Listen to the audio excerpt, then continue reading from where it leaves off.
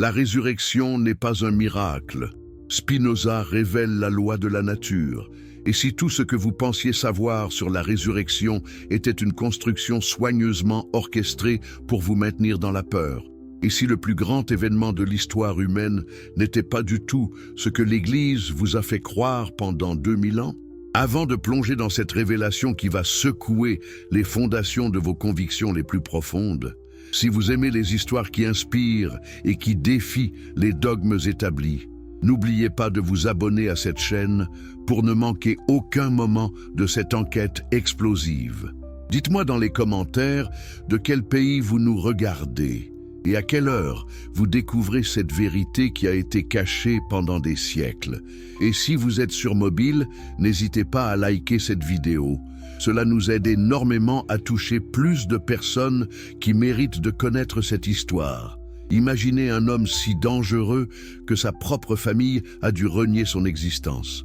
Un penseur si subversif que ses livres ont été brûlés dans toute l'Europe. Un philosophe dont le simple nom faisait trembler les rois, les papes et les rabbins. Cet homme s'appelait Baruch Spinoza, et en 1656, à l'âge de 23 ans seulement, il a commis l'impensable. Il a osé dire la vérité qui terrorise encore aujourd'hui les institutions religieuses du monde entier. Les miracles n'existent pas. Tout ce qui se passe dans l'univers, absolument tout, suit des lois naturelles immuables et parfaites. Même la résurrection. Surtout la résurrection. Mais pourquoi cette idée était-elle si dangereuse? Pourquoi un simple concept philosophique a-t-il provoqué une fureur si violente qu'on a voulu effacer jusqu'au souvenir de cet homme? La réponse est simple et terrifiante. Si les miracles n'existent pas, alors les prêtres, les rabbins, les imams n'ont aucun pouvoir spécial. Si tout suit des lois naturelles que n'importe qui peut comprendre avec sa raison, alors vous n'avez pas besoin d'intermédiaire entre vous et Dieu. Vous n'avez pas besoin de payer des indulgences. Vous n'avez pas besoin de confesser vos péchés. Vous n'avez pas besoin d'obéir aveuglément à des autorités qui prétendent détenir des secrets divins. Vous êtes libre. Et cette liberté, cette autonomie intellectuelle et spirituelle représentait la menace la plus mortelle pour le pouvoir religieux qui contrôlait l'Europe du XVIIe siècle.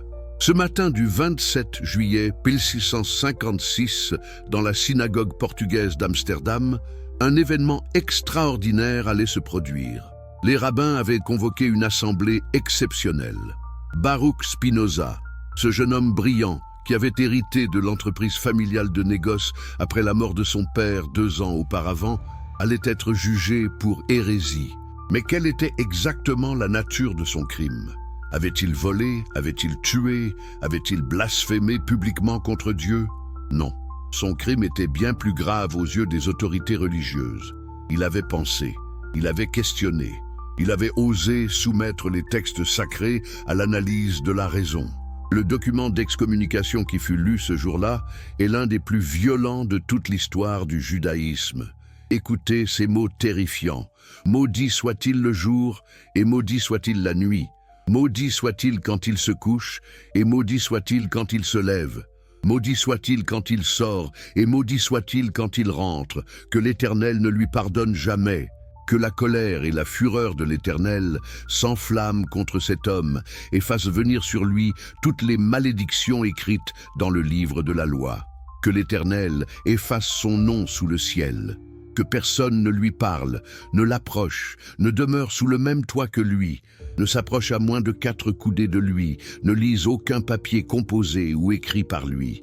Pouvez-vous imaginer la terreur que de telles paroles devaient inspirer? Dans une communauté où l'appartenance religieuse était non seulement une question de foi, mais aussi de survie sociale et économique, être banni signifiait devenir un fantôme vivant. Votre propre famille devait vous traiter comme si vous étiez mort. Vos amis d'enfance devaient détourner le regard en vous croisant dans la rue. Les marchands refusaient de vous vendre du pain. Vous étiez effacé, annihilé socialement, condamné à une mort civile pire que la mort physique. Mais qu'avait donc découvert ce jeune homme de 23 ans pour mériter un châtiment si terrible? Pour comprendre, il faut remonter à son enfance dans le quartier juif d'Amsterdam. Baruch était né en 1632 dans une famille de marchands juifs portugais qui avaient fui l'Inquisition espagnole. Ces juifs, qu'on appelait marans, avaient vécu pendant des générations en dissimulant leur vraie foi, pratiquant le catholicisme en public tout en maintenant secrètement les traditions judaïques. Imaginez le double langage constant, la peur quotidienne d'être découvert, la nécessité de mentir même à vos enfants pour protéger la famille. Cette expérience historique avait créé une culture de méfiance envers toute autorité religieuse et une capacité unique à voir au-delà des apparences. Le jeune Baruch avait reçu une éducation rabbinique rigoureuse. Il avait étudié la Torah, le Talmud, les commentaires des grands sages, mais il avait aussi été exposé à quelque chose de dangereux, des livres interdits, des œuvres de philosophes chrétiens, de scientifiques, de libres penseurs. Il avait lu Descartes et sa méthode du doute systématique. Il avait découvert les nouvelles découvertes scientifiques qui remettaient en question la cosmologie biblique. Et surtout, il avait appris à penser par lui-même. À 13 ans, alors qu'il aurait dû célébrer sa bar mitzvah dans la joie et l'insouciance, Baruch devait déjà travailler dans l'entreprise familiale à cause des difficultés financières. Cette immersion précoce dans le monde du commerce lui avait appris quelque chose de fondamental. Les affaires ne fonctionnent pas avec des miracles. Elles fonctionnent avec des lois économiques prévisibles. Si vous achetez à bas prix et vendez à haut prix, vous faites du profit. Si vous traitez honnêtement vos clients, ils reviennent. Cause et effet, action et réaction. Des lois naturelles, pas des interventions divines capricieuses. Mais c'est après la mort de son père en 1654 que tout a basculé.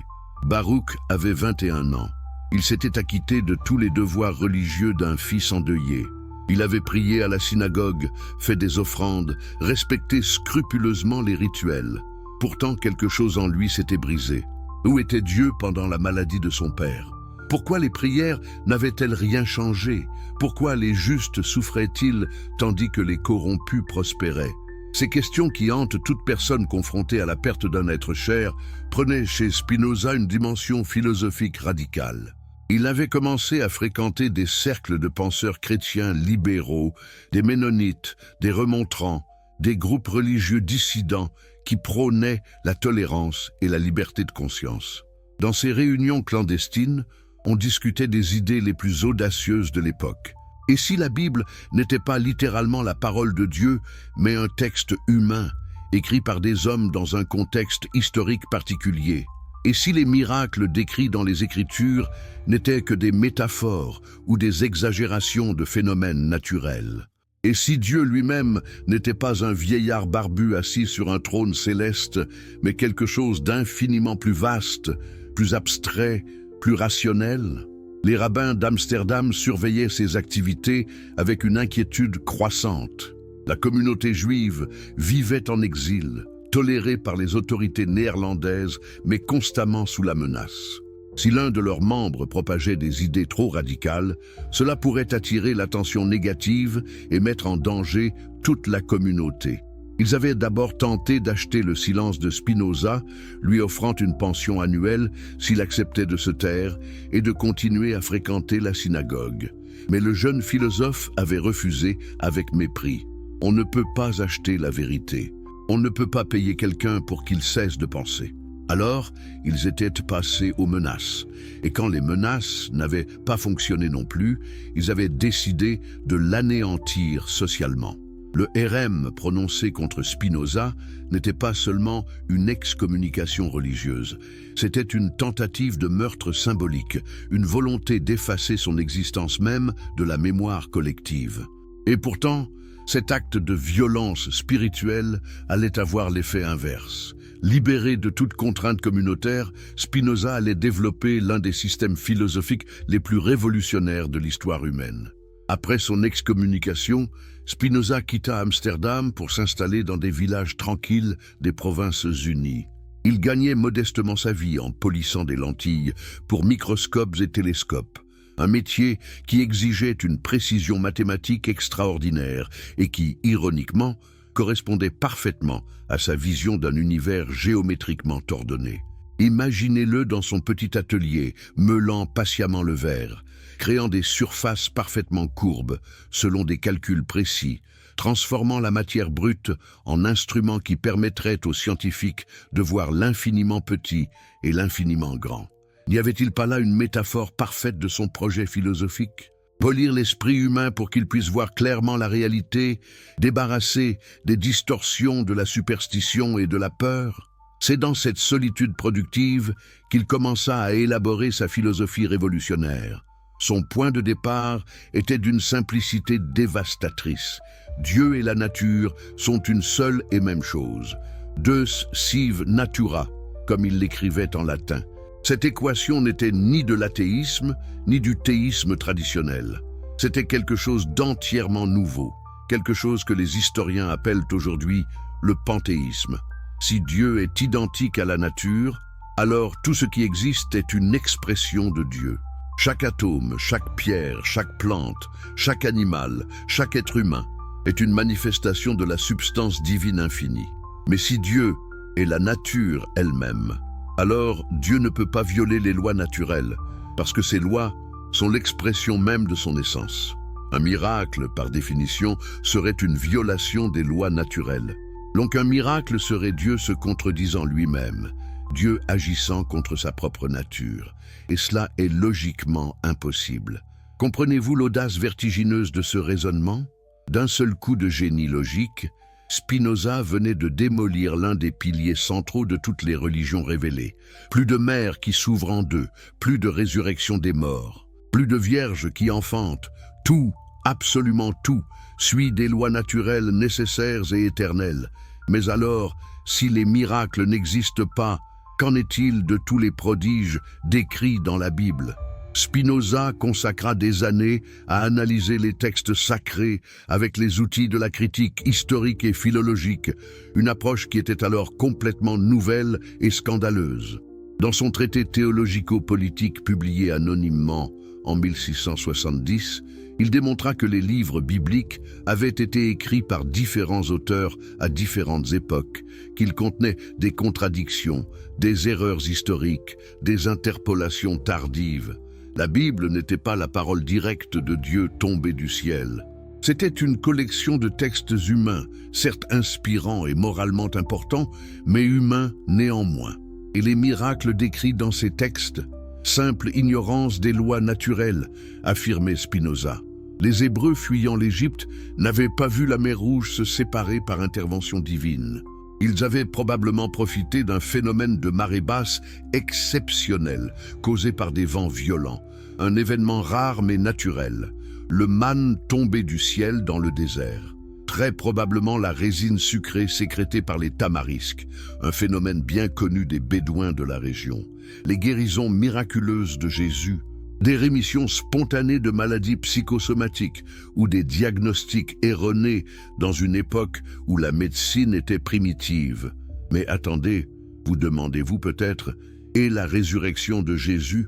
Comment Spinoza expliquait-il le miracle central du christianisme, l'événement fondateur sur lequel repose toute la foi chrétienne ? Ici, Spinoza était particulièrement audacieux et prudent à la fois. Il n'affirmait pas directement que la résurrection n'avait pas eu lieu, ce qui aurait été suicidaire dans l'Europe du XVIIe siècle, mais il posait des questions dévastatrices. Si la résurrection était vraiment un miracle, une violation des lois naturelles, alors elle prouverait que Dieu avait mal fait son travail la première fois. Pourquoi un Dieu parfait aurait-il besoin de corriger ses propres lois ? N'est-il pas plus logique, plus respectueux de la perfection divine, de penser que ce qui est arrivé à Jésus suivait également des lois naturelles, même si les témoins de l'époque ne comprenaient pas ces lois? Imaginez le choc, la fureur que de telles idées provoquaient. Le traité théologico-politique fut immédiatement interdit dans presque toute l'Europe. Les autorités religieuses, tant protestantes que catholiques, rivalisèrent dans leur condamnation. Spinoza était dénoncé comme l'athée le plus dangereux de son temps, bien qu'il n'ait jamais nié l'existence de Dieu, mais au contraire l'ait identifié à la totalité de la réalité. Un de ses disciples, Adrian Koerbag, paya de sa vie sa proximité avec ses idées révolutionnaires. Arrêté pour avoir publié des textes inspirés des théories spinozistes, il fut condamné à 10 ans de prison et de travaux forcés. Il mourut après seulement 1 an d'emprisonnement, brisé par les tortures et les conditions inhumaines. Ses livres furent brûlés publiquement. Spinoza lui-même dut vivre dans une semi-clandestinité, changeant régulièrement de résidence, publiant ses œuvres anonymement ou ne les publiant pas du tout de son vivant par peur du bûcher. Pourtant, malgré la persécution, malgré l'isolation sociale, malgré la pauvreté relative, Spinoza continua son travail titanesque. Il rédigeait son chef-d'œuvre, l'Éthique, un livre extraordinaire structuré comme un traité de géométrie, avec des définitions, des axiomes, des propositions et des démonstrations. Pourquoi cette forme mathématique si inhabituelle pour un livre de philosophie? Parce que Spinoza voulait montrer que les vérités éthiques et métaphysiques pouvaient être démontrées avec la même certitude que les théorèmes mathématiques. Si nous acceptons certaines définitions de base et certains principes évidents par eux-mêmes, alors tout le reste suit nécessairement, comme les propriétés du triangle suivent de sa définition. Dans ce livre monumental, Spinoza développait une vision de l'univers d'une cohérence impressionnante. Il n'existe qu'une seule substance, Dieu ou la nature, qui possède une infinité d'attributs dont nous, êtres humains, ne pouvons connaître que 2, l'étendue et la pensée. Tout ce qui existe, matière et esprit, n'est qu'un mode de cette substance unique. Vous et moi, nous ne sommes pas des âmes immortelles emprisonnées temporairement dans des corps mortels. Nous sommes des vagues dans l'océan de l'être, des configurations temporaires de la substance éternelle. Quand nous mourons, la vague retombe dans l'océan, mais l'eau, l'essence, demeure éternellement. Cette vision dissolvait complètement la séparation traditionnelle entre naturel et surnaturel, entre corps et âme, entre Dieu et monde. Tout est un, tout est Dieu. Tout est nature. Il n'y a pas de miracle parce qu'il n'y a rien qui soit au-dessus ou en dehors de la nature pour intervenir miraculeusement. Chaque événement, du mouvement d'une galaxie à la décision que vous prenez en ce moment de continuer à regarder cette vidéo, tout découle nécessairement des lois éternelles de la substance divine. Mais si tout est déterminé, si tout suit des lois nécessaires, où est notre libre arbitre? C'est ici que Spinoza révèle sa conception radicale de la liberté. Nous ne sommes pas libres au sens où nous pourrions agir indépendamment des lois de la nature. Cette liberté-là est une illusion. Mais nous pouvons devenir libres dans un sens plus profond en comprenant les causes qui nous déterminent. Un homme en colère est esclave de sa passion parce qu'il ne comprend pas d'où vient cette colère. Mais celui qui comprend les mécanismes psychologiques et physiologiques de la colère, qui voit clairement la chaîne causale qui a produit cette émotion, celui-là n'est plus dominé par elle. La connaissance nous libère, l'ignorance nous asservit. C'est précisément cette ignorance des lois naturelles qui a donné naissance à la croyance au miracle, selon Spinoza. Les peuples anciens, ne comprenant pas les causes des phénomènes naturels, les attribuaient à des interventions divines arbitraires. Un tremblement de terre, la colère de Dieu, une épidémie, une punition divine, une guérison inattendue, un miracle. Mais à mesure que la science progresse, à mesure que nous découvrons les lois qui gouvernent les phénomènes naturels, l'espace pour les miracles se rétrécit inexorablement. Aujourd'hui, personne n'invoque plus un miracle pour expliquer une éclipse solaire. Nous connaissons la mécanique céleste.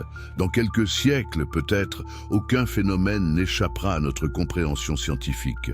Et la résurrection? Si nous acceptons le cadre spinoziste, comment devons-nous penser cet événement qui reste au cœur de la foi chrétienne? Ici, Spinoza nous invite à un exercice mental vertigineux.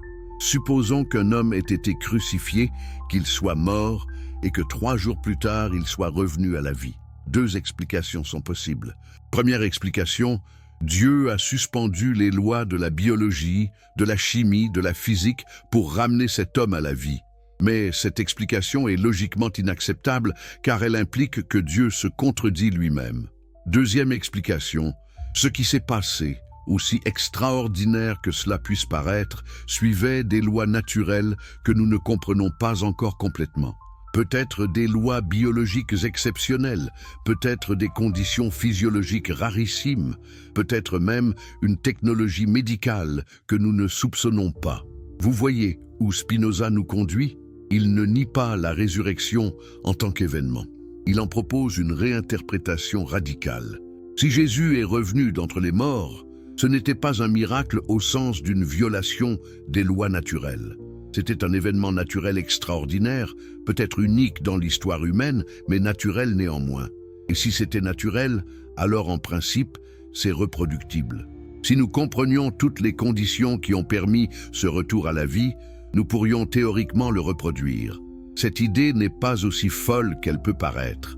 La médecine moderne réussit régulièrement ce que nos ancêtres auraient appelé des résurrections miraculeuses. Des personnes en arrêt cardiaque sont ramenées à la vie par défibrillation. Des gens tombés dans l'eau glacée, sans pouls ni respiration pendant plus d'1 heure, sont complètement récupérés grâce aux techniques de réanimation et de réchauffement contrôlé. Des patients déclarés cliniquement morts se réveillent parfois spontanément sur la table d'autopsie. Ces cas sont rares, certes, mais ils existent et ils sont tous explicables par des mécanismes biologiques naturels. Alors, qu'est-ce que la mort exactement? À quel moment précis cessons-nous d'être vivants? Nos ancêtres pensaient que l'arrêt du cœur signifiait la mort immédiate et irréversible. Aujourd'hui, nous savons que le cerveau peut continuer à fonctionner plusieurs minutes après l'arrêt cardiaque. Nous savons que dans certaines conditions, particulièrement en hypothermie, le métabolisme peut ralentir à un point tel que tous les signes vitaux deviennent indétectables, créant un état de mort apparente. Combien de personnes ont été enterrées vivantes au cours de l'histoire parce qu'on les croyait mortes alors qu'elles étaient seulement dans un coma profond ou un état cataleptique? La nature elle-même nous offre des exemples stupéfiants de mort apparente et de résurrection. Connaissez-vous les tardigrades, ces minuscules créatures microscopiques qu'on appelle parfois oursons d'eau? Ils peuvent entrer dans un état appelé cryptobiose, où leur métabolisme s'arrête complètement. Plus de respiration, plus de consommation d'énergie. Ils peuvent rester dans cet état pendant des décennies, résistant à des températures extrêmes, à la déshydratation totale, même au vide spatial. Puis, quand les conditions redeviennent favorables, ils se réhydratent et reviennent à la vie comme si de rien n'était. Est-ce un miracle? Non, c'est de la biologie. Les ours et les écureuils terrestres hibernants réduisent leur température corporelle presque au niveau de congélation, leur rythme cardiaque tombe à quelques battements par minute, leur respiration devient quasi imperceptible. Un observateur non averti les croirait morts. Pourtant, au printemps, ils se réveillent sans aucun dommage. Certaines grenouilles peuvent être complètement congelées, avec de la glace dans leur sang et leurs organes, puis dégeler et reprendre une vie normale. Le poisson-chat noir peut survivre plusieurs heures sans oxygène en entrant dans un état de stase métabolique. Est-ce que ces phénomènes violent les lois de la nature? Absolument pas. Ils révèlent simplement que les lois de la biologie sont plus riches, plus flexibles, plus extraordinaires que nous l'imaginions. Alors, poursuivons le raisonnement spinoziste jusqu'à sa conclusion logique. Si de nombreux organismes possèdent des mécanismes naturels pour entrer dans des états de mort apparente et en ressortir, est-il vraiment inconcevable que le corps humain, dans des circonstances exceptionnelles, puisse faire de même? Pensez aux cas documentés d'hypothermie sévère où des personnes ont survécu après avoir été dans une eau glacée pendant plus d'1 heure sans pouls détectable. Les médecins ont un dicton: vous n'êtes pas mort tant que vous n'êtes pas chaud et mort. Pourquoi? Parce que le froid extrême ralentit tellement le métabolisme que le cerveau peut survivre beaucoup plus longtemps sans oxygène qu'en conditions normales. Imaginez maintenant le corps de Jésus après la crucifixion. Il a subi un trauma physique extrême, une perte de sang massive, une déshydratation sévère. Il est placé dans un tombeau rocheux où la température est naturellement fraîche et stable. Son corps est enveloppé dans des tissus et couvert de près de 100 kg d'un mélange d'aloès et de myrrhe. Que savons-nous de ces substances? L'aloès possède des propriétés cicatrisantes, anti-inflammatoires et antibactériennes extraordinaires. La myrrhe est un antiseptique naturel puissant utilisé depuis l'Antiquité pour conserver les corps. Ensemble, dans ces quantités massives, elles créent un environnement presque stérile autour du corps, ralentissant la décomposition. Mais il y a plus. La température fraîche du tombeau induit une hypothermie qui ralentit drastiquement tous les processus métaboliques. Le manque d'oxygène dans un espace clos pousse le corps dans un état d'anaérobiose. Les tissus enveloppants créent une isolation thermique. Tout cela pourrait, en théorie, créer les conditions pour un état de stase métabolique profonde, un coma qui mimique la mort. Et 3 jours, notez bien ce délai précis mentionné dans tous les évangiles, 3 jours correspondent exactement au temps maximum pendant lequel le cerveau humain peut potentiellement survivre dans des conditions extrêmes avant que des dommages irréversibles ne se produisent. Est-ce que je suggère que c'est exactement ce qui s'est passé? Non. Nous n'avons aucun moyen de savoir avec certitude ce qui s'est réellement produit il y a 2000 ans. Mais ce que Spinoza nous enseigne, c'est que nous n'avons pas besoin d'invoquer une suspension miraculeuse des lois naturelles pour expliquer même les événements les plus extraordinaires. La nature elle-même est assez miraculeuse. Ces lois sont assez vastes, assez subtiles, assez riches pour encompasser des phénomènes qui nous semblent impossibles. Et si vous pensez que cette approche naturaliste diminue la grandeur de la résurrection, détrompez-vous. Réfléchissez un instant. Qu'est-ce qui est plus impressionnant? Un Dieu qui doit casser ses propres règles comme un magicien de foire pour accomplir quelque chose? Ou un Dieu dont les lois sont si parfaites, si intelligemment conçues, qu'elles contiennent déjà en elles-mêmes la possibilité de ce que nous appelons résurrection? Spinoza nous invite à un respect plus profond, plus mature, plus rationnel du divin. Dieu n'est pas un fabricant de miracles à la demande. Dieu est l'architecte de lois si sublimes qu'elles permettent l'émergence de la conscience, de la beauté, de l'amour, et oui, peut-être même de la résurrection, tout cela comme expression naturelle de la substance divine infinie. Mais pourquoi cette vision terrifiait-elle tellement les autorités religieuses? Parce qu'elle détruisait leur pouvoir à sa source. Si les miracles n'existent pas, alors les prêtres ne peuvent plus menacer les fidèles avec des punitions surnaturelles. Si la Bible n'est pas la parole directe de Dieu, mais un texte humain, alors l'interprétation n'est plus monopolisée par une caste sacerdotale. Si chaque individu peut, par sa raison, accéder à la compréhension de Dieu nature, alors à quoi bon les églises, les synagogues, les mosquées? À quoi bon les hiérarchies religieuses qui vivent grassement des dons des croyants en leur vendant l'illusion d'un accès privilégié au divin? Spinoza menaçait non seulement la théologie, mais toute la structure économique et politique qui reposait sur le monopole religieux de la vérité. C'est pourquoi on a voulu l'éliminer. C'est pourquoi ses livres ont été brûlés. C'est pourquoi son nom même était prononcé avec horreur pendant plus d'1 siècle après sa mort. Il avait révélé que l'empereur était nu. Il avait montré que les soi-disant miracles n'étaient que notre ignorance déguisée en révélation divine. Spinoza mourut seul en 1667, à seulement 44 ans, probablement de la tuberculose aggravée par des années d'inhalation de poussière de verre lors du polissage des lentilles.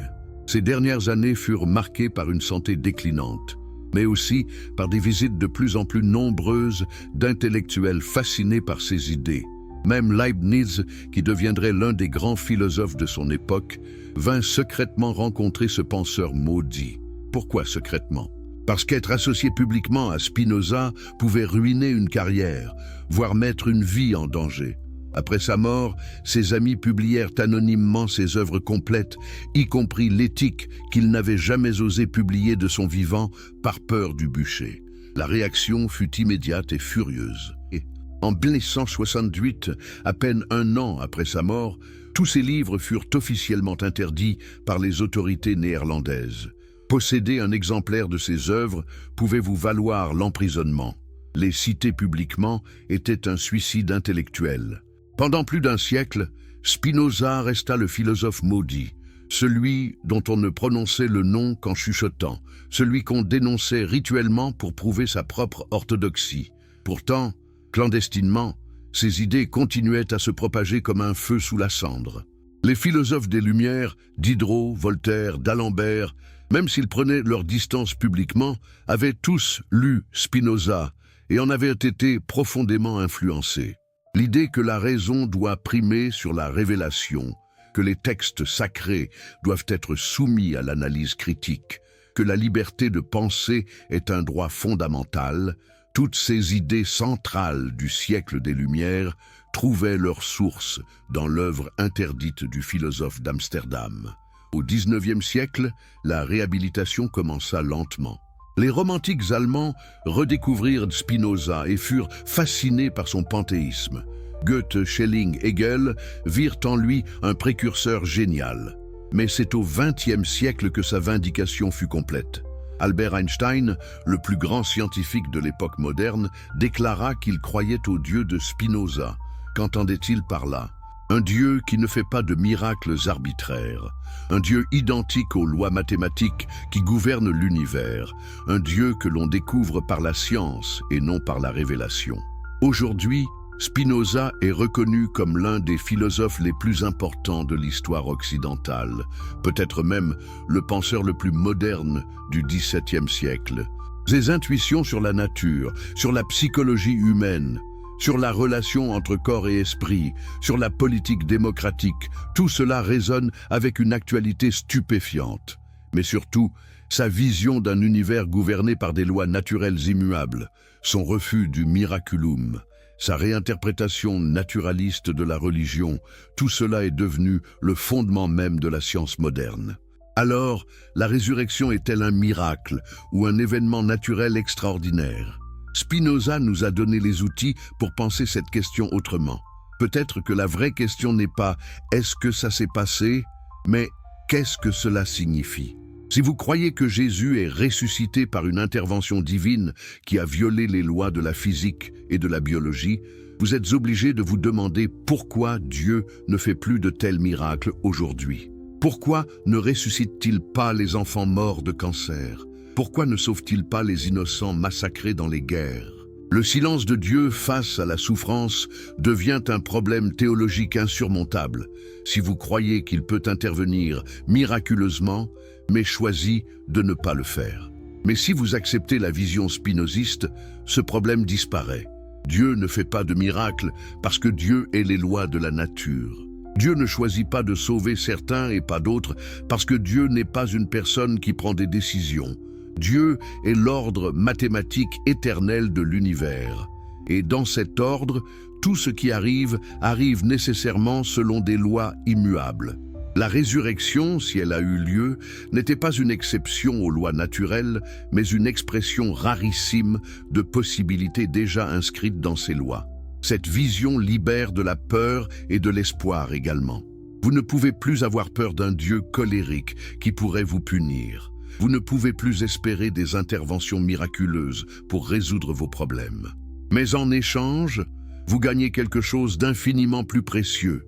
La liberté intellectuelle, la dignité de comprendre par vous-même, la paix qui vient de l'acceptation des lois nécessaires de l'existence. Spinoza appelait cela la béatitude, ce sentiment de joie profonde qui naît quand l'esprit humain comprend sa place dans l'ordre éternel des choses. Et maintenant, au XXIe siècle, nous sommes peut-être sur le point de valider empiriquement l'intuition spinoziste. La science de la résurrection progresse rapidement.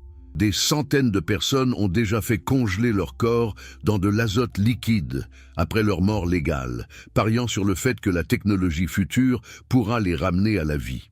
Est-ce de la folie? Peut-être. Ou peut-être est-ce simplement l'application logique du principe spinoziste. Si la mort est un processus naturel, alors en principe, elle peut être inversée. Les recherches sur la cryptobiose humaine avancent. Des scientifiques ont réussi à préserver des organes pendant des périodes de plus en plus longues, en les refroidissant et en les perfusant avec des solutions spéciales. D'autres travaillent sur la nanotechnologie médicale. qui pourrait un jour réparer les dommages cellulaires causés par la mort. D'autres encore explorent la possibilité de transférer la conscience humaine dans des substrats non biologiques. Toutes ces recherches reposent sur un postulat fondamentalement spinoziste.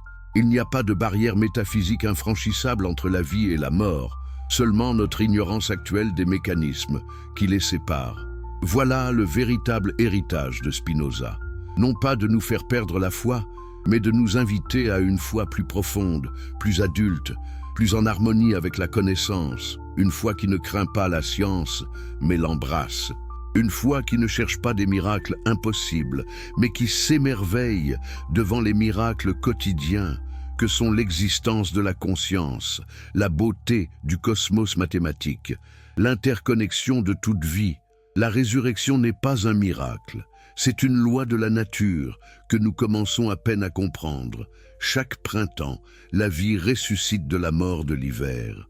Chaque matin, nous ressuscitons du sommeil qui mime la mort. Chaque instant, des milliards de cellules meurent dans votre corps et sont remplacées par de nouvelles. La vie et la mort ne sont pas des opposés absolus, mais des phases dans le cycle éternel de la transformation. Et si Jésus a vécu cette transformation d'une manière plus dramatique, plus visible, plus symboliquement puissante, cela ne le met pas au-dessus des lois naturelles. Cela révèle simplement que ces lois sont plus vastes, plus généreuses, plus extraordinaires que nous l'imaginions. C'est cela que Spinoza voulait nous enseigner. Pas que Dieu n'existe pas, mais que Dieu est tout. Pas que les miracles n'arrivent pas, mais qu'ils arrivent tout le temps, partout, dans chaque respiration, dans chaque battement de cœur, dans chaque acte de conscience. Le vrai miracle, c'est l'existence elle-même, et nous en faisons partie. Nous sommes des modes de la substance divine infinie, des vagues temporaires dans l'océan éternel de l'être. Alors, êtes-vous prêts à ressusciter? Non pas après votre mort, mais maintenant, en ce moment même. Êtes-vous prêts à mourir à vos anciennes croyances limitantes et à renaître dans la compréhension claire de votre véritable nature? C'est cela, la seule résurrection qui compte vraiment. Pas un événement historique survenu il y a 2000 ans, mais une transformation de la conscience qui peut se produire à chaque instant dans votre propre esprit. C'est cela que Spinoza nous offre. Et c'est pour cela qu'il reste, des siècles après sa mort, vivant dans chaque esprit qui ose penser librement. Avez-vous déjà imaginé que tout ce que vous croyez savoir sur la mort pourrait être radicalement faux? Que ce qui vous terrifie depuis l'enfance n'est qu'une illusion créée par l'ignorance? Avant de plonger dans cette révélation qui va transformer votre perception de la vie et de la mort, si vous êtes passionné par les histoires qui bouleversent les certitudes et qui éclairent les zones d'ombre de l'histoire, n'oubliez surtout pas de vous abonner à cette chaîne pour ne rater aucune de ces enquêtes explosives. Et dites-moi dans les commentaires de quel pays nous regardez-vous en ce moment et quelle heure est-il chez vous. Je suis vraiment curieux de savoir où cette vérité va résonner. Et si vous êtes sur votre téléphone portable, prenez une seconde pour liker cette vidéo. Cela nous aide énormément à faire découvrir ces révélations à davantage de personnes qui cherchent la vérité au-delà des dogmes. Nous avons vu comment Spinoza a été persécuté, excommunié, maudit pour avoir osé dire une vérité simple et terrifiante pour les autorités religieuses. Les miracles n'existent pas. Tout suit des lois naturelles, même la résurrection. Mais maintenant, il est temps d'aller plus loin, beaucoup plus loin dans cette enquête qui va nous mener aux frontières les plus troublantes entre science et spiritualité, entre histoire et mystère, entre ce qui est documenté et ce qui a été délibérément caché. Posons-nous la question la plus dérangeante qui soit. Si la résurrection du Christ n'était pas un miracle, mais un événement naturel extraordinaire, quel mécanisme biologique aurait pu permettre un tel phénomène? Pour répondre, nous devons d'abord comprendre avec une précision chirurgicale ce qui s'est réellement passé lors de la crucifixion. Les évangiles nous donnent des détails, mais ces détails ont été filtrés, interprétés, parfois modifiés au fil des siècles. Que disent vraiment les textes les plus anciens? Et surtout, que nous révèlent les connaissances médicales et biologiques modernes sur ce qui aurait pu se produire? La crucifixion romaine était une méthode d'exécution d'une cruauté calculée. Les Romains avaient perfectionné cette technique pour maximiser la souffrance tout en prolongeant l'agonie. Un homme crucifié ne mourait pas rapidement. La cause principale de la mort n'était ni la perte de sang, ni les blessures des clous, mais l'asphyxie progressive. Suspendu par les bras, le condamné devait pousser sur ses pieds cloués pour soulever son corps et pouvoir respirer. Chaque respiration devenait un calvaire insoutenable. L'épuisement musculaire finissait par rendre ces mouvements impossibles et l'homme suffoquait lentement, parfois pendant plusieurs jours. Mais voici le détail crucial que les théologiens préfèrent souvent ignorer. Jésus n'est resté sur la croix que quelques heures. Les évangiles sont étonnamment précis sur ce point. Il a été crucifié vers la 3e heure, c'est-à-dire environ 9 heures du matin selon le compute romain, et il était déjà mort vers la 9e heure, soit 3 heures de l'après-midi. 6 heures. C'est remarquablement rapide pour une crucifixion. Ponce Pilate lui-même s'étonna de cette mort si rapide selon l'évangile de Marc. Pourquoi s'étonna-t-il? Parce qu'il savait pertinemment que les crucifiés agonisaient normalement pendant des jours entiers. Quelque chose ne collait pas.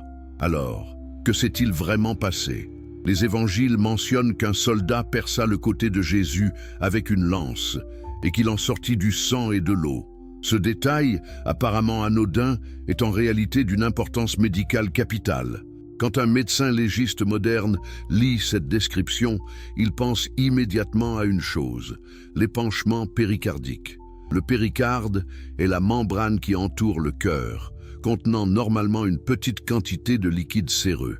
Mais dans certaines conditions de stress extrême, de traumatisme, d'insuffisance cardiaque, ce liquide peut s'accumuler en grande quantité.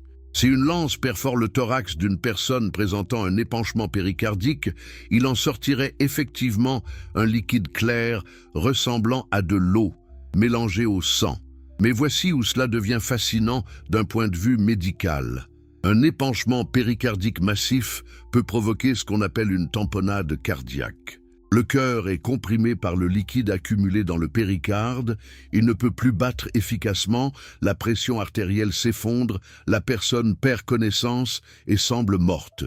Tous les signes vitaux deviennent indétectables avec les moyens rudimentaires de l'époque. Pas de pouls perceptible, respiration imperceptible, peau froide et pâle. Pour un observateur du 1er siècle, cette personne est indubitablement morte. Mais est-elle vraiment morte? En médecine moderne, nous connaissons de nombreux cas de personnes en tamponnade cardiaque qui ont été réanimées en drainant le liquide péricardique. La procédure s'appelle une péricardiosynthèse. On insère une aiguille dans le péricarde, on aspire le liquide et le cœur peut à nouveau battre normalement. La personne qui semblait morte revient littéralement à la vie. Maintenant, imaginez qu'un soldat romain, sans le savoir, ait effectué accidentellement cette procédure en perçant le côté de Jésus avec sa lance. Le liquide s'écoule, la pression sur le cœur diminue et le cœur pourrait théoriquement recommencer à battre, d'abord faiblement, puis de plus en plus fort. Mais attendez, objecterez-vous peut-être, les Romains vérifiaient que leur victime était morte. Ils brisaient les jambes des crucifiés pour accélérer la mort par asphyxie si l'agonie durait trop longtemps. Pourquoi n'ont-ils pas brisé les jambes de Jésus? L'évangile de Jean nous donne la réponse. Les soldats constatèrent qu'il semblait déjà mort, donc ils ne lui brisèrent pas les jambes. Ils se contentèrent de percer son côté pour confirmer la mort. Mais si cette perforation avait accidentellement inversé une tamponnade cardiaque, personne n'aurait remarqué la différence.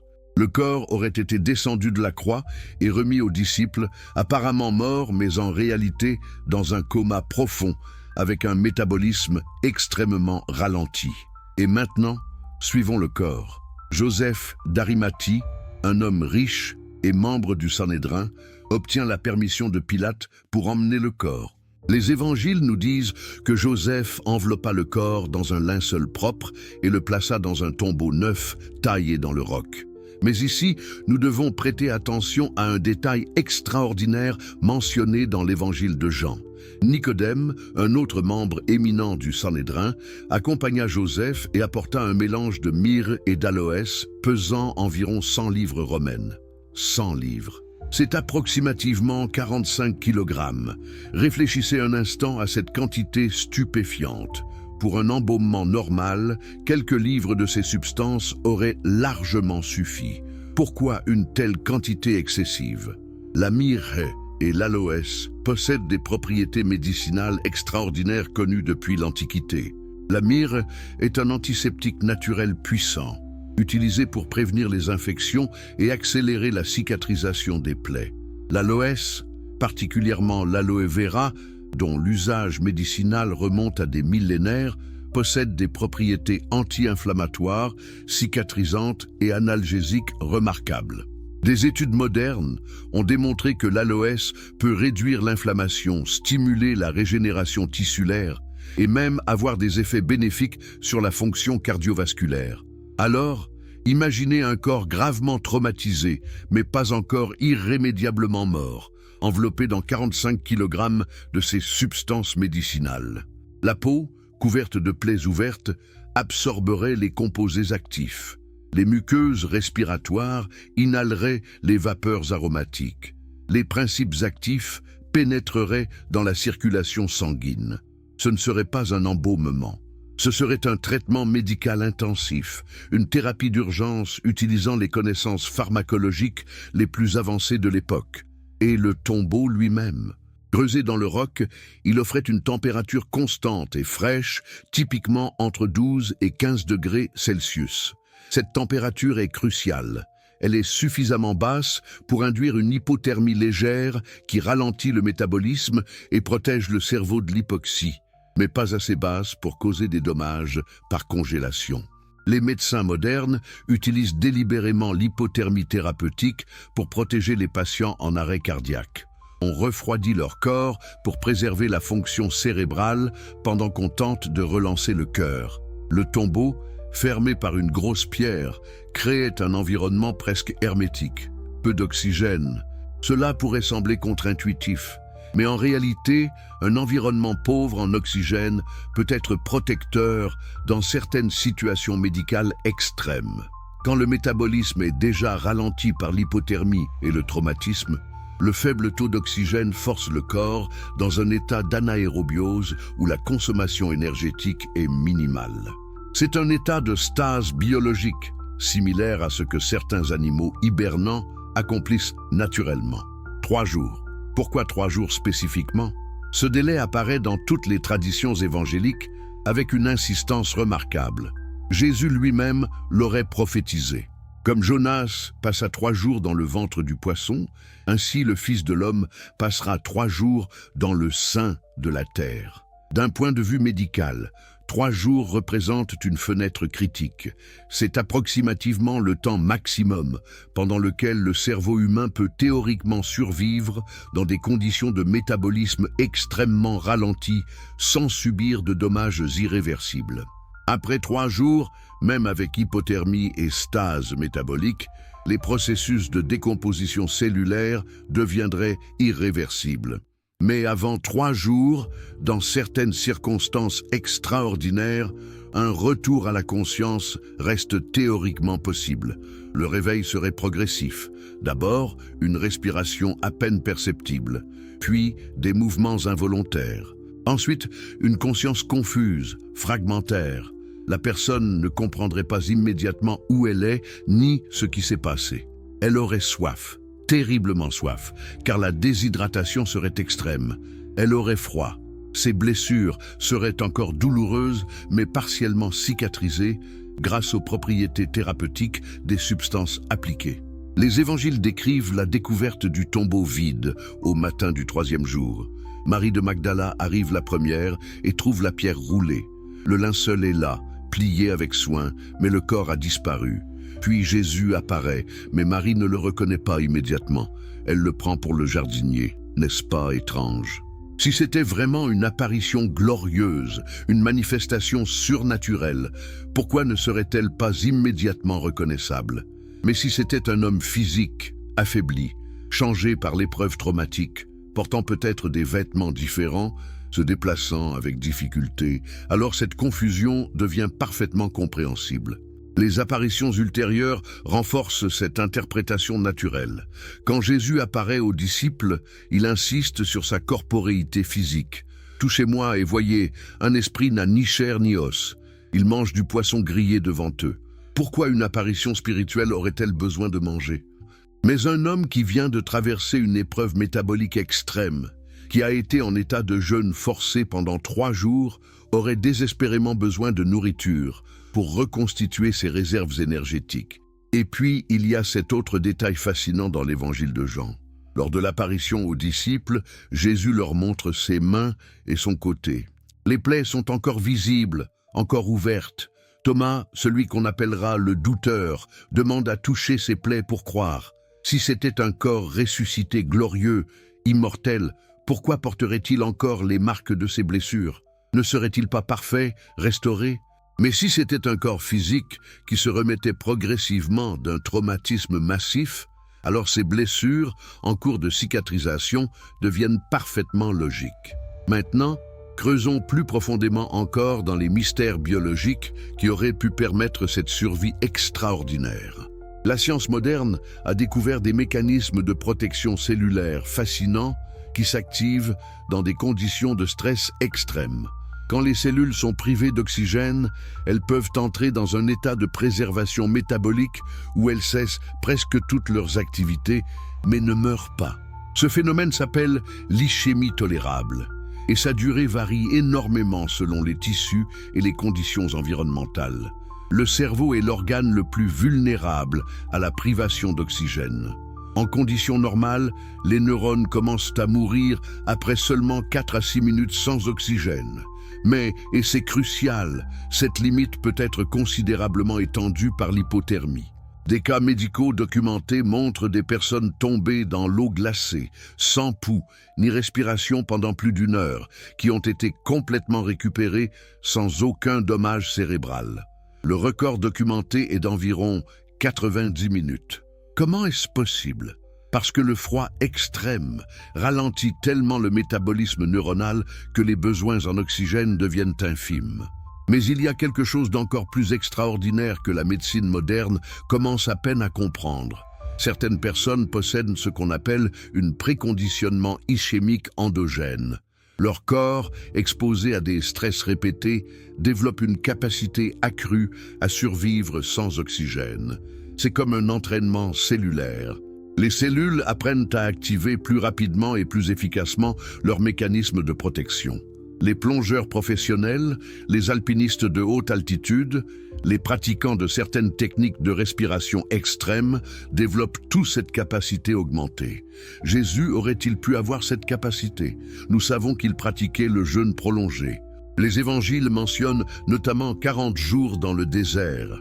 Le jeûne prolongé active précisément certains de ces mécanismes de protection cellulaire. Il augmente la production de protéines de choc thermique qui protègent les cellules du stress. Il active l'autophagie, un processus cellulaire de recyclage et de réparation. Il augmente la résistance au stress oxydatif. Ironiquement, priver périodiquement le corps de nourriture le rend plus résistant aux privations extrêmes. Et si nous regardons vers les traditions mystiques de l'époque, nous trouvons des indices troublants. Les Esséniens, cette communauté juive ascétique qui vivait près de la mer Morte, étaient réputés pour leur connaissance médicale avancée. Certains chercheurs ont suggéré que Jésus aurait pu avoir des contacts avec cette communauté. Les manuscrits de la mer Morte révèlent que les Esséniens possédaient des connaissances botaniques et pharmacologiques sophistiquées. Ils connaissaient des plantes capables d'induire des états de conscience modifiés, de ralentir le métabolisme, de provoquer une mort apparente, réversible. Dans les traditions chamaniques du monde entier, on trouve des récits de substances capables d'induire un état cataleptique où tous les signes vitaux deviennent indétectables. En Inde, les yogis parlent de samadhi profond, où le corps peut être enterré vivant pendant des jours. En Amérique du Sud, certaines préparations à base de plantes utilisées dans les initiations chamaniques produisent un état si proche de la mort que les participants sont rituellement enterrés et déterrés. Ces pratiques, aussi incroyables qu'elles puissent paraître, sont documentées et étudiées par l'ethnopharmacologie moderne. Alors, est-il vraiment impensable que des connaissances similaires aient pu exister au Proche-Orient du 1er siècle? Les échanges commerciaux et culturels entre l'Égypte, la Perse, l'Inde et le monde méditerranéen étaient intenses.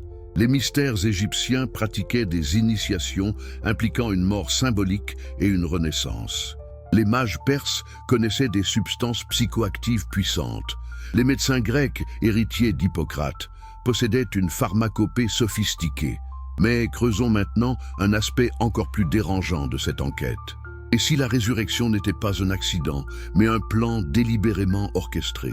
Cette hypothèse peut sembler sacrilège, scandaleuse même, mais elle mérite d'être examinée avec l'honnêteté intellectuelle que Spinoza nous a enseignée. Si Jésus connaissait des techniques permettant de survivre à une mort apparente, s'il savait qu'il pouvait endurer la crucifixion et en revenir, alors sa prédiction répétée de sa mort et de sa résurrection au 3e jour prend un sens complètement différent. Ce ne serait plus une prophétie surnaturelle, mais une connaissance technique précise. Comme un chirurgien qui vous dit combien de temps durera l'opération et le temps de récupération nécessaire. Jésus aurait pu calculer exactement combien de temps son corps pourrait survivre dans un état de stase métabolique induite. Il aurait pu préparer ses disciples les plus proches, Joseph d'Arimathie et Nicodème, tous deux membres influents du Sanhédrin, à jouer leur rôle dans ce qui serait effectivement une opération de sauvetage médical. Cette interprétation explique plusieurs détails étranges des évangiles. Pourquoi Joseph d'Arimathie, un membre du conseil qui avait condamné Jésus, interviendrait-il soudainement pour récupérer le corps? Pourquoi Nicodème, qui n'était venu voir Jésus que de nuit par peur des autres, apparaîtrait-il soudainement avec cette quantité massive de substances médicinales? Pourquoi le tombeau appartenait-il à Joseph et était-il neuf, jamais utilisé donc, parfaitement propre et sans contamination? Tous ces éléments suggèrent une préparation minutieuse plutôt qu'une improvisation de dernière minute. Mais si tel était le cas, pourquoi? Quel aurait été le but d'une telle mise en scène élaborée? Ici, nous devons comprendre le contexte politique et religieux explosif de la Judée du 1er siècle. Les Juifs vivaient sous occupation romaine, attendant désespérément un Messie qui les libérerait. Mais ils attendaient un Messie politique, un roi guerrier qui chasserait les Romains. Jésus proposait quelque chose de radicalement différent, un royaume qui n'est pas de ce monde. Une révolution intérieure plutôt qu'extérieure, l'amour plutôt que la violence. Comment faire accepter ce message révolutionnaire à un peuple qui attendait un libérateur militaire? Comment prouver que sa voix était la vraie, que son autorité venait de Dieu? Une résurrection accomplirait exactement cela. Elle démontrerait que Jésus possédait un pouvoir supérieur à celui de Rome, supérieur même à celui de la mort. Elle validerait son message d'une manière qu'aucun argument rationnel ne pourrait égaler. Elle créerait un mouvement religieux si puissant qu'il finirait ironiquement par conquérir l'Empire romain lui-même, non par les armes mais par la foi. Suis-je en train de suggérer que Jésus était un manipulateur cynique, un charlatan qui aurait orchestré une fausse résurrection pour duper les masses? Absolument pas. Écoutez attentivement cette nuance cruciale. Même si la résurrection suivait des mécanismes biologiques naturels, même si elle était techniquement planifiée, cela n'enlève rien à sa signification spirituelle profonde. Un homme prêt à endurer volontairement la torture de la crucifixion, sachant qu'il y a une chance infime de survie, mais aucune certitude, un tel homme démontre un courage et un engagement envers sa mission qui dépasse l'héroïsme ordinaire. Et c'est précisément ici que nous rejoignons l'intuition géniale de Spinoza. La distinction entre naturel et surnaturel est une fausse dichotomie. Si quelque chose se produit, alors c'est naturel par définition, parce que rien ne peut se produire en dehors de la nature qui est Dieu. La vraie question n'est pas si la résurrection était miraculeuse ou naturelle, mais quelle vérité elle nous enseigne sur la nature même de la réalité. Spinoza nous invite à méditer sur une idée vertigineuse. Si la résurrection suivait des lois naturelles extraordinaires, alors ces lois font partie de la perfection divine de l'univers. Dieu n'a pas besoin d'intervenir miraculeusement parce que ces lois sont déjà si sublimes, si richement structurées, qu'elles contiennent la possibilité de ce que nous appelons résurrection.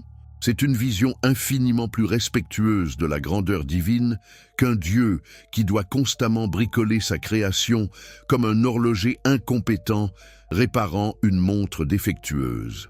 Mais maintenant, explorons les implications éthiques et existentielles de cette réinterprétation. Si la résurrection était naturelle, qu'est-ce que cela signifie pour nous? Spinoza consacre une grande partie de son éthique à cette question fondamentale. Comment devons-nous vivre si nous comprenons que nous faisons partie d'un système naturel gouverné par des lois nécessaires?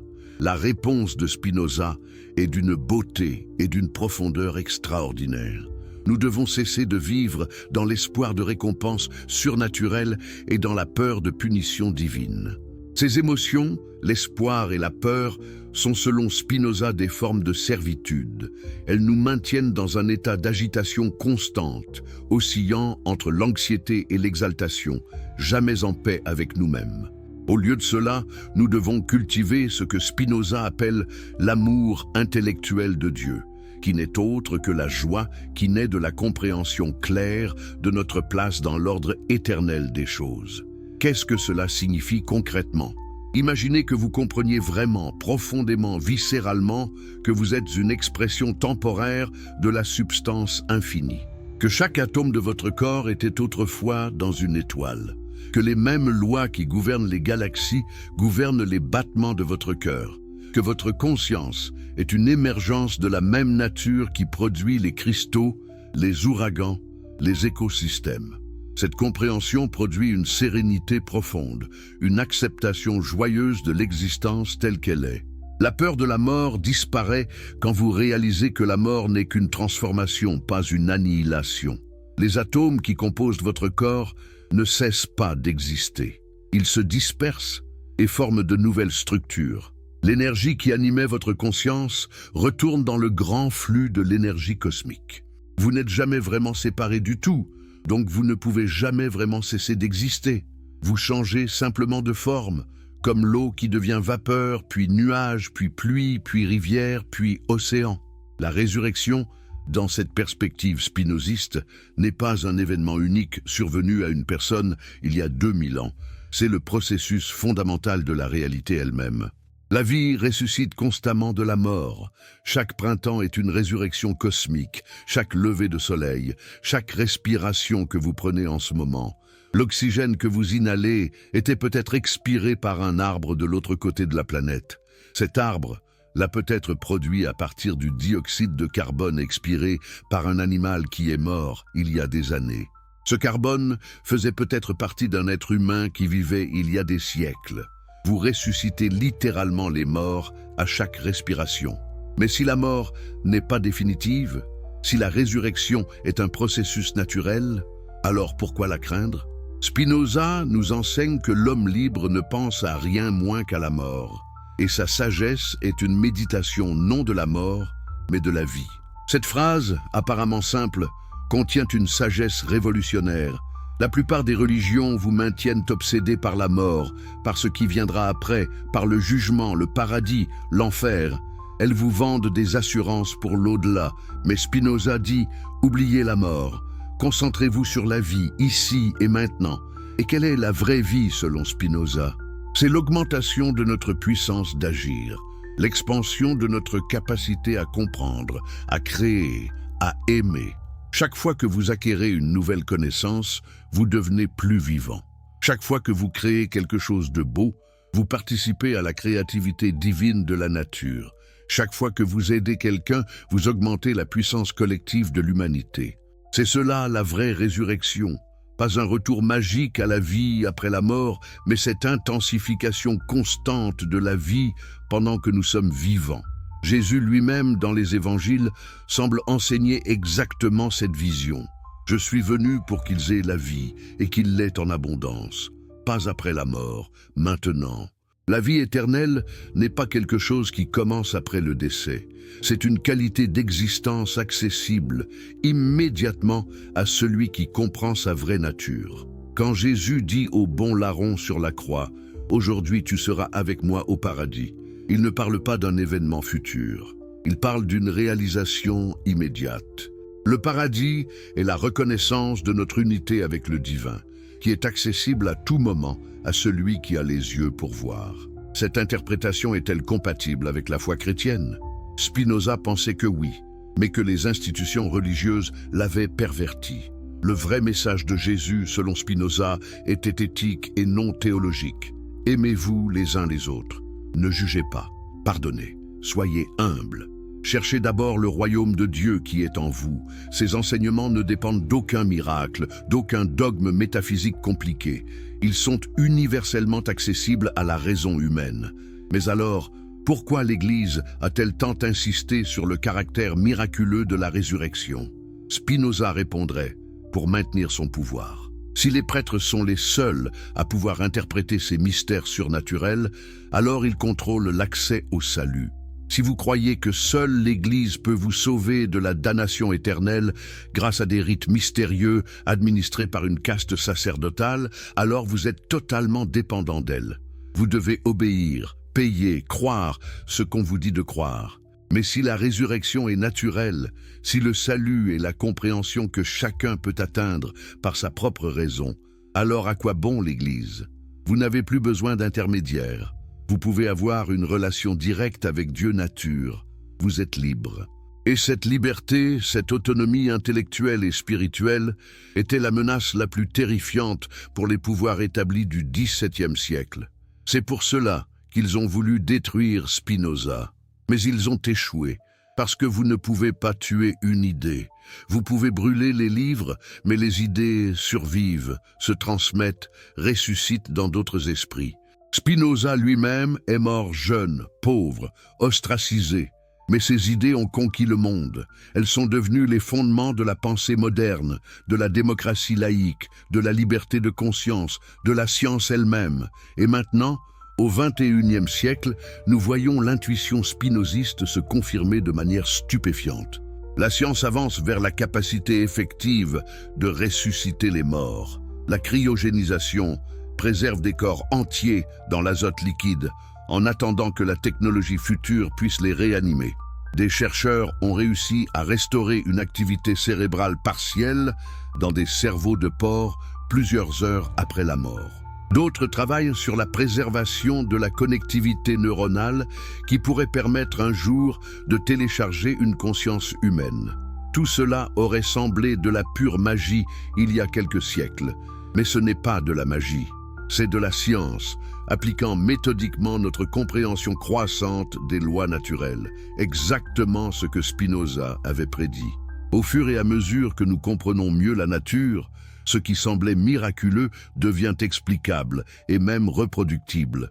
Alors, quelle est la vraie leçon de la résurrection? Pas que Dieu peut suspendre les lois naturelles quand ça lui chante, mais que ces lois naturelles sont infiniment plus riches, plus subtiles, plus merveilleuses que nous l'imaginions. La vie n'est pas un miracle au sens d'une violation de la physique. Elle est un miracle au sens d'une harmonie si complexe, si improbable statistiquement, si magnifiquement organisée qu'elle inspire la même révérence que le surnaturel. Et vous, en ce moment, vous êtes ce miracle. Votre cœur bat environ 100 000 fois par jour sans que vous y pensiez. Votre cerveau traite des milliards d'opérations par seconde. Votre système immunitaire combat des invasions microscopiques constantes. Des milliers de réactions chimiques se produisent dans chacune de vos trillions de cellules à chaque instant. Vous êtes une symphonie de processus naturels d'une complexité qui dépasse notre compréhension complète. La résurrection n'est pas quelque chose qui est arrivé il y a longtemps à quelqu'un d'autre. C'est quelque chose qui vous arrive continuellement. Hier, vous étiez une personne légèrement différente. Vous avez dormi, état proche de la mort, où la conscience disparaît. Et ce matin, vous vous êtes réveillé, ressuscité. Les neurones ont reformé leurs connexions. Les rêves ont traité les émotions. Le corps s'est réparé. Vous êtes littéralement une version renouvelée de vous-même. Dans 7 ans, presque chaque atome de votre corps actuel aura été remplacé. Vous serez physiquement une personne entièrement nouvelle, faite de matières différentes. Pourtant, vous aurez l'impression d'être la même personne. Comment est-ce possible? Parce que ce qui fait votre identité n'est pas la matière dont vous êtes fait, mais le motif, l'organisation, l'information qui structure cette matière.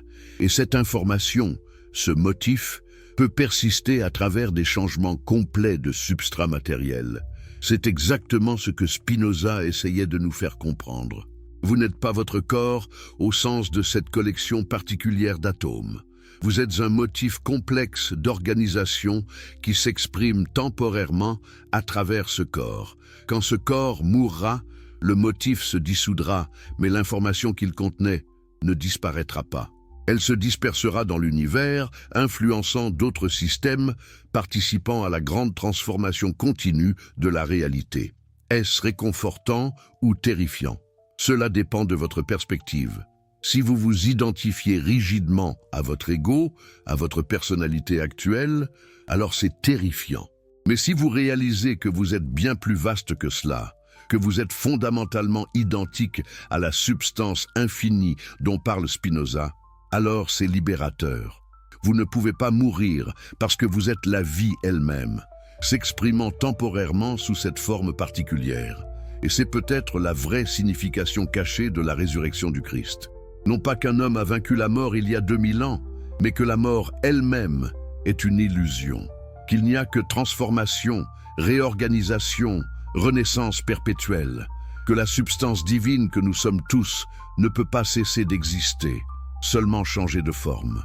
Et que comprendre cela, vraiment le comprendre dans vos os et dans votre sang, c'est ressusciter maintenant, dans cette vie, de la mort vivante, de l'ignorance et de la peur.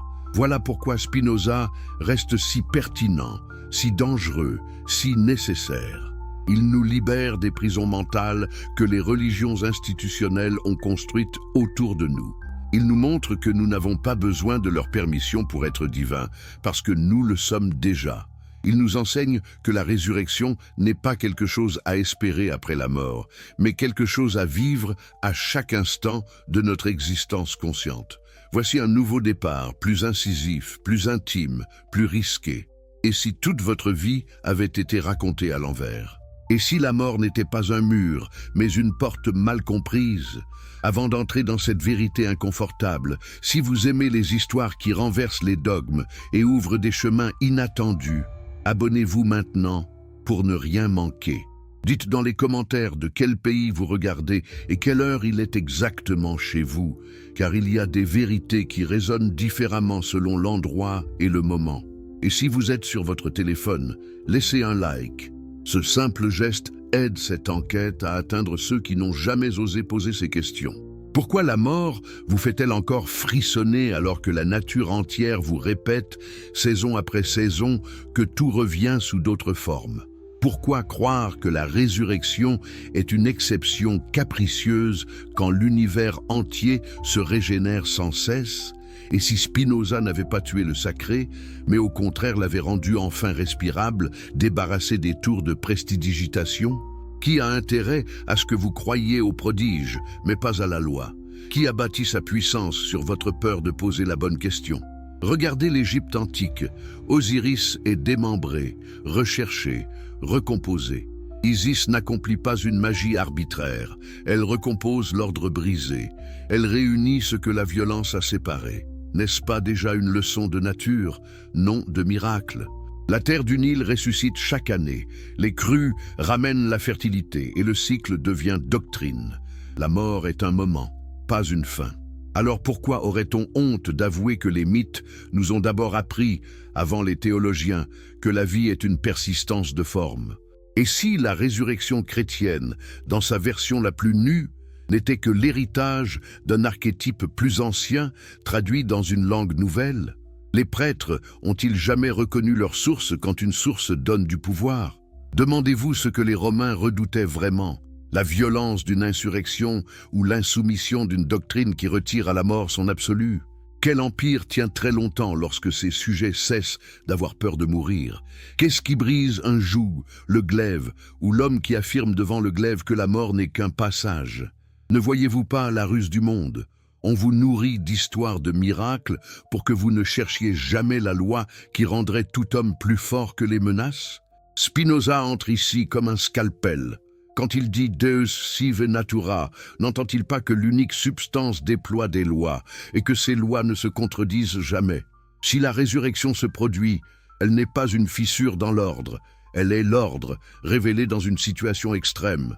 Pourquoi préférer un Dieu qui répare son œuvre à un Dieu dont l'œuvre est si parfaite que la réparation est incluse dans la logique même de la transformation?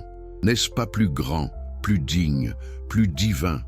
Pourquoi sacraliser l'exception quand l'immanence exige la compréhension? Imaginez maintenant la scène bruissante de rumeurs dans une Judée écrasée.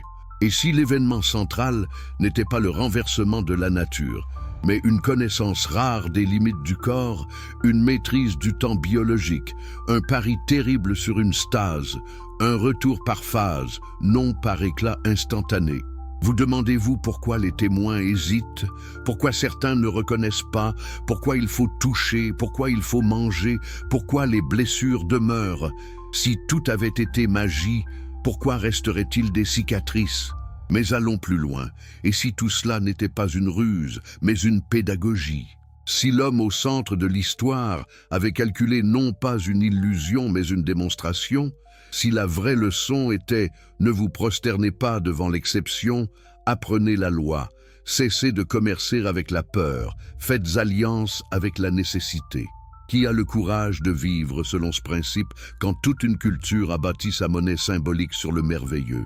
Il n'y a pas de miracle, dit Spinoza, il n'y a que notre ignorance. Cette phrase vous offense-t-elle ou vous libère-t-elle? Êtes-vous prêt à échanger le vertige d'un prodige contre la dignité d'une compréhension? Préférez-vous l'ivresse d'un récit qui vous déresponsabilise ou la lucidité d'un monde où chaque chose a ses raisons? Et si la vraie piété, c'était de chercher ses raisons jusqu'au bout, même si elles font tomber les statues? Pourquoi l'Église a-t-elle eu si peur? Parce qu'un monde sans miracle est un monde sans intermédiaire. Parce qu'un Dieu qui est la nature cesse d'être une personne à flatter et devient une loi à connaître. Parce que l'homme qui comprend la loi devient libre. Il ne demande plus qu'on plie l'univers à son caprice. Il apprend à se plier à l'univers et ce faisant, il le traverse en paix. Qui a besoin d'une caste sacrée quand la lumière est dans les choses et la méthode dans l'esprit? Interrogez les récits écartés, les textes mis à l'index, les traditions concurrentes qu'on a réduites au silence. Combien de variantes suggèrent moins une explosion surnaturelle qu'une réapparition progressive, intermittente, corporelle? Pourquoi tant d'éléments parlent de repas, de marche, de doute, de non-reconnaissance initiale? N'est-ce pas la texture même d'un retour naturel, fragile, qui devient signe parce que la communauté le lit comme signe? Et si le sacré jaillissait de la lecture, autant que de l'événement? Mais que change cette lecture pour vous maintenant? Si la résurrection relève de la nature, alors elle vous concerne immédiatement. Elle vous demande « Que fais-tu de ton pouvoir d'agir aujourd'hui? Que fais-tu de ta peur? Que fais-tu de ta colère ?» Spinoza dira « Deviens libre, c'est-à-dire nécessaire à toi-même. Comprends tes causes, augmente ta puissance, transmue tes passions en action. Est-ce moins exigeant que d'attendre un miracle? Ou bien est-ce précisément l'appel qui vous arrache à la passivité? Pourquoi chercher la vie après la mort quand vous n'avez pas commencé la vie avant la mort? Pourquoi tenir votre souffle en espérant l'au-delà alors que l'air vous est donné à chaque seconde? N'est-ce pas une ironie cruelle d'attendre qu'on vous rende ce que vous refusez d'exercer? Et si la résurrection n'était que l'autre nom du passage de la servitude à la liberté, du réflexe à l'intellection, de la crainte au consentement joyeux à ce qui est? Regardez la nature, rien n'est immobile, toute forme se défait pour que d'autres adviennent. Toute mort est compost, toute ruine est semence. Pourquoi vous croyez-vous au-dessus de cette loi, sinon parce qu'on vous a vendu l'exception comme horizon? N'avez-vous pas déjà connu ces petites morts qui précèdent vos renaissances? Changement de ville, perte, rupture, deuil, maladie. Et pourtant, vous voilà autrement debout. Si vous méprisez ces renaissances, comment reconnaîtriez-vous la grande? La modernité vous donne des preuves qui ne veulent pas dire leur nom. Hypothermie thérapeutique, arrêt prolongé, retour stupéfiant quand le métabolisme a été ralenti, organes préservés, tissus restaurés, esprit que l'on protège par le froid contre la dévastation de l'anoxie. N'est-ce pas déjà la science qui apprend la grammaire de ce que les anciens appelaient miracle. Qu'est-ce qu'une défibrillation pour un témoin du 1er siècle, sinon une baguette de magicien? Et pourtant, ce n'est que de l'électricité, donc une loi. Alors, posez-vous la seule question qui compte. Voulez-vous un Dieu magicien ou un Dieu architecte? Préférez-vous un monde livré à l'arbitraire ou un monde lisible? Aimez-vous la dépendance ou la liberté? Êtes-vous prêt à accepter que la grandeur du divin ne réside pas dans la violation de la nature, mais dans sa nécessité splendide? Si oui, vous êtes déjà en train de ressusciter. Vous quittez un imaginaire d'enfant pour une joie d'adulte. Et maintenant, osez la conséquence politique. Un peuple sans miracle est un peuple sans chantage. Un citoyen qui comprend se tient autrement devant le pouvoir. Une communauté qui assume la loi construit des institutions qui n'ont pas besoin de sacraliser l'exception. Est-ce un hasard si la critique spinoziste a irrigué le siècle des Lumières, la tolérance, la liberté de conscience, le refus du bûcher? Qui a vraiment gagné quand les livres ont brûlé? Ceux qui brûlaient ou les phrases qui traversèrent la fumée? Vous craignez que la beauté s'effondre sans le merveilleux, mais est-ce qu'Einstein a eu besoin d'un ange pour écrire ses équations? Est-ce que la musique des sphères perd sa musique parce que vous connaissez la partition? Au contraire, plus vous comprenez, plus vous aimez. Plus vous voyez, plus vous vous inclinez. N'est-ce pas cela, l'amour intellectuel de Dieu, dont parle Spinoza? Une ferveur sans superstition, une adoration sans prosternation, une joie qui tient parce qu'elle repose sur la nécessité. Et si, paradoxalement, le récit chrétien lui-même vous y conduisait? Un homme qui pardonne, qui refuse le glaive, qui choisit de boire jusqu'à la lie la coupe de la violence, pour en briser la logique. N'est-ce pas déjà l'annonce d'un royaume sans miracle, où le seul prodige est la transmutation du cœur? Pourquoi chercher la gloire quand la vérité est là, nue, émanante, exigeante, aime, comprend, persévère? Alors voici la porte. Si la résurrection n'est pas une exception, mais la loi de la transformation, quelle forme en vous doit mourir pour que vous viviez? Quel ressentiment? Quelle croyance héritée? Quelle peur dont vous faites un autel? Êtes-vous prêt à déposer ces offrandes inutiles et à entrer dans un monde où rien n'est garanti, mais tout est intelligible? Êtes-vous prêt à cesser de marchander avec le destin et à commencer à consentir à la nécessité? Vous avez sans doute compris maintenant pourquoi certains ont voulu étouffer cette voix. Une foi qui n'a pas besoin de miracle n'a pas besoin de maître. Une spiritualité qui se confond avec la connaissance ne s'achète pas. Une liberté qui se fonde sur la loi n'attend pas la permission. On peut excommunier un homme, on ne peut pas excommunier une vérité quand elle épouse la texture du réel. Reste la dernière crainte, perdre la consolation. Est-ce que le monde de Spinoza laisse encore une place à la tendresse, à la prière, à l'espérance? Oui, mais transfigurée. La prière devient attention, la tendresse devient justice, l'espérance devient patience active. Vous n'implorez plus un démiurge capricieux. Vous apprenez à agir selon les causes qui augmentent votre puissance et celle d'autrui. Vous ne déléguez plus votre salut. Vous le pratiquez. Il est temps de nommer ce qui se joue. La résurrection, c'est la montée en puissance de la vie contre la peur, ici, maintenant. C'est la conscience qui triomphe du réflexe, la clarté qui dissipe l'ombre, l'action adéquate qui remplace le vœu pieux. C'est votre regard qui s'ouvre, votre respiration qui se dénoue, votre main qui se tend. C'est ce que vous saviez déjà dans vos meilleurs jours et que vous avez trop souvent trahi. La joie est un effet de connaissance. Alors, de quel pays regardez-vous cette vérité et quelle heure est-il sur votre horloge? Est-ce l'aube? Est-ce le crépuscule? Et si c'était votre heure juste, celle où vous décidez enfin de ne plus remettre à demain l'évidence? Si vous êtes sur mobile, laissez un like. Ce geste simple envoie ce message vers ceux qui, comme vous, voudraient vivre sans béquilles, debout, dans la loi qui ne ment pas. Voici la conclusion que certains appelleront scandale, d'autres délivrance. La résurrection n'est pas un miracle. Elle est la signature de la nature dans tout ce qui persévère, se défait et renaît. Dieu n'est pas un auteur de tours, mais la nécessité qui rend le monde aimable, parce qu'elle le rend lisible. Si le récit central de votre culture vous a mis sur cette piste, suivez-la jusqu'au bout. Cessez de supplier l'exception, apprenez la loi et vivez selon elle. Vous ne perdrez rien de ce qui mérite d'être aimé. Vous perdrez seulement ce qui vous tenait courbé. Allez-vous maintenant ressusciter de vos anciennes peurs? Allez-vous mourir à l'idolâtrie du prodige pour renaître dans l'intelligence de la nature? Il n'y a pas de meilleure preuve que votre vie elle-même, redressée, respirante, courageuse. Abonnez-vous si cette voix vous porte, dites-moi d'où vous écoutez et surtout n'oubliez pas, la transformation que vous attendez ne vient pas demain, elle commence à l'instant où vous choisissez de comprendre.